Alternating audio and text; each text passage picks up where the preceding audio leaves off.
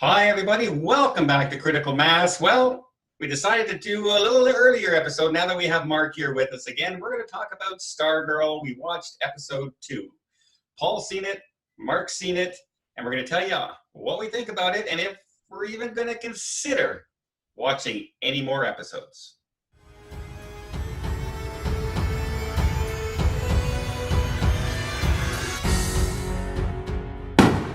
All right, so I was not too disappointed with episode 1 compared to other series that I've started watching. Picard, Batwoman. I hated them when I saw them at first. This one, I enjoyed the humor and I enjoyed the campiness. So what did you guys think for episode 2?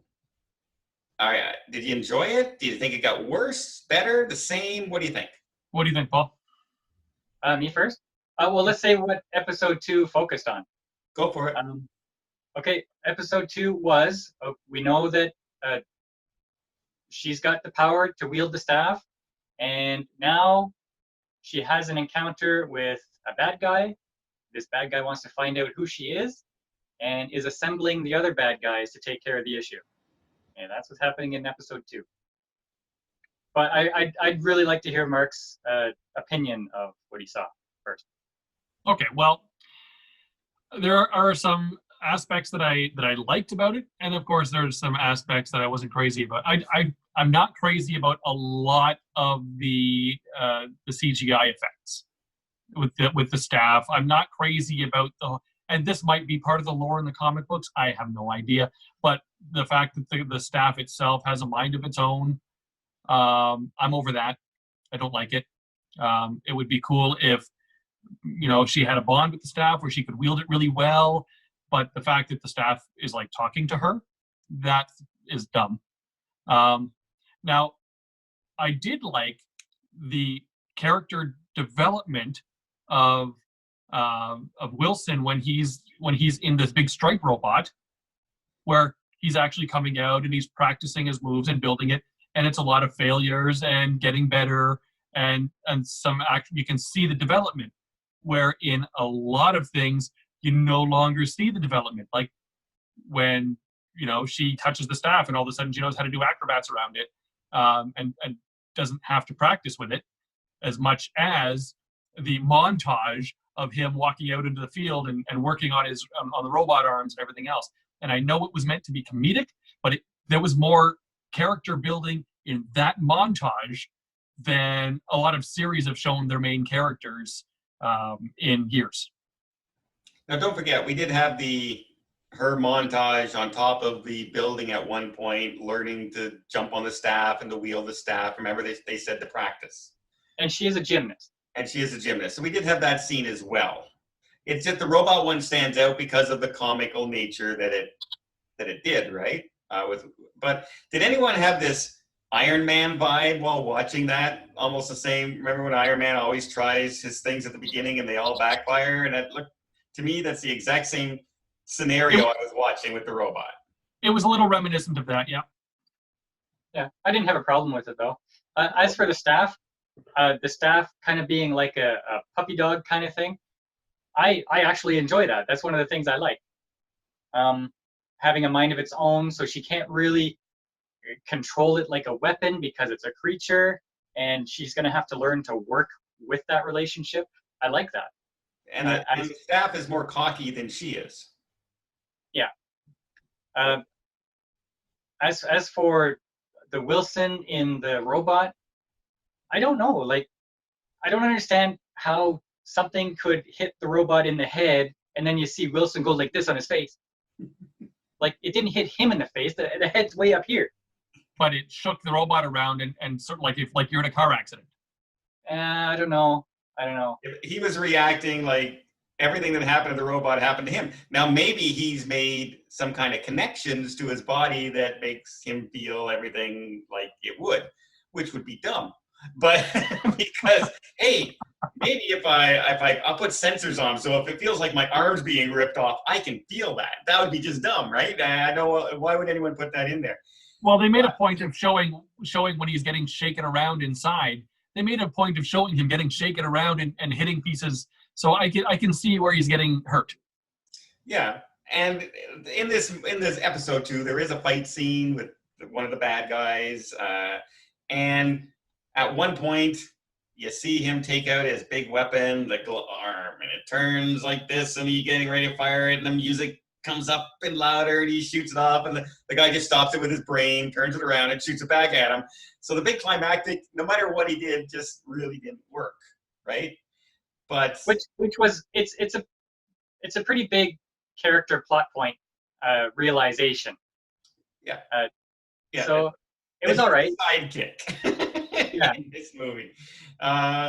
So yeah, what did you think of the main villain? I have a bit of a hard time with Brainwave because every time I look at him, I see Doogie Howser. Yeah, me too. Well, Doogie did get a little crazy there, and what was the movie he was in? Neil Patrick Harris? Yeah. Oh, the White Castle. Neil and Kumar go to White Castle.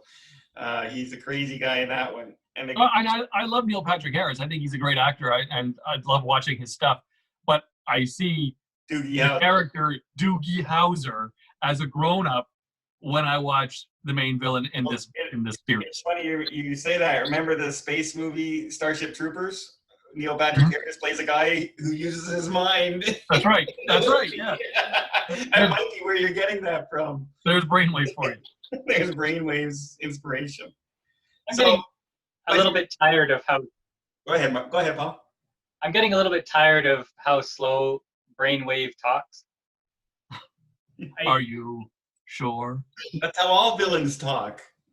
And I don't like. Okay, well, his son is a complete jerk, but now I feel bad for him because his dad's a bigger jerk.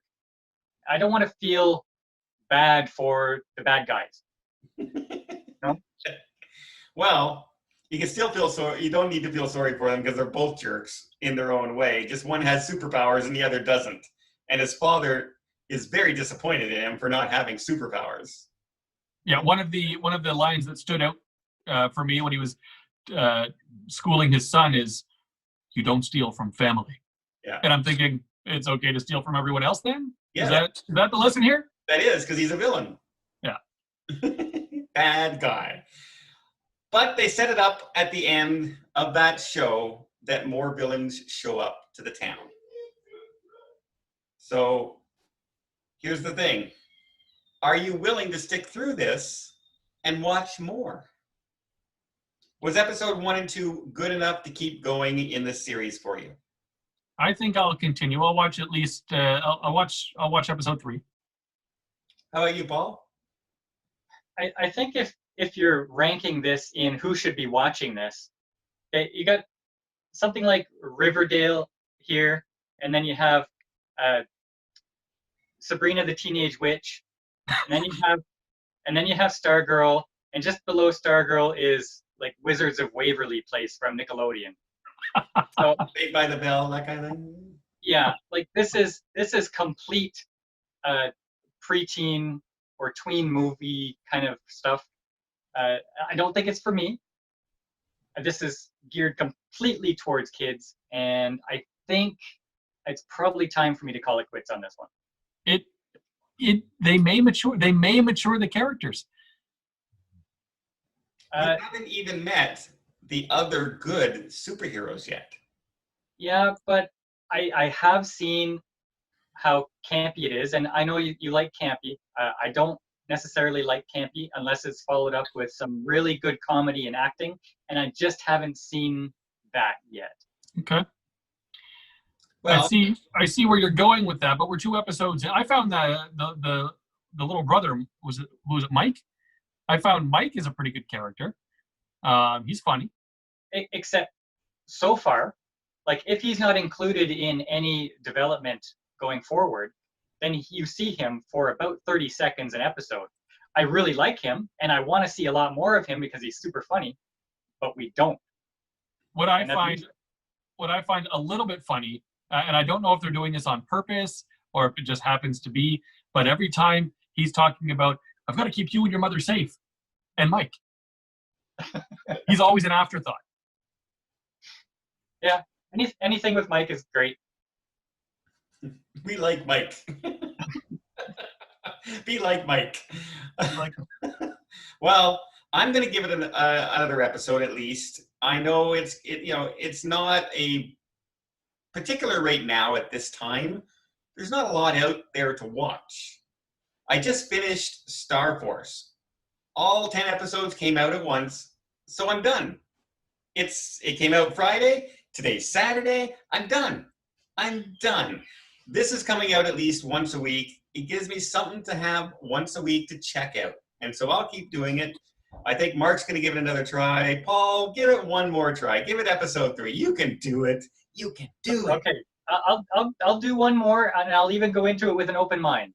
But, or you can review Batwoman season 2. No. or you could review Downton Abbey movie. I'm not watching the movie. I got to watch the series, and I'm texting you away. You're going to watch the movie.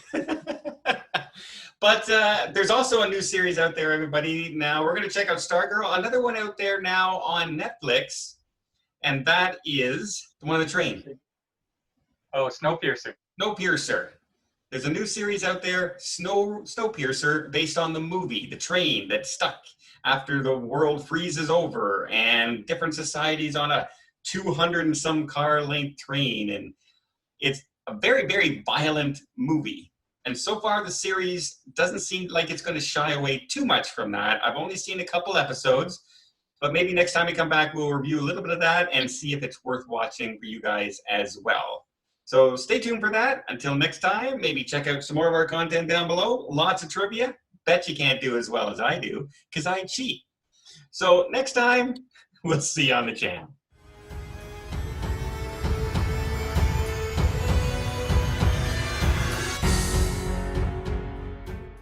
Because I cheat.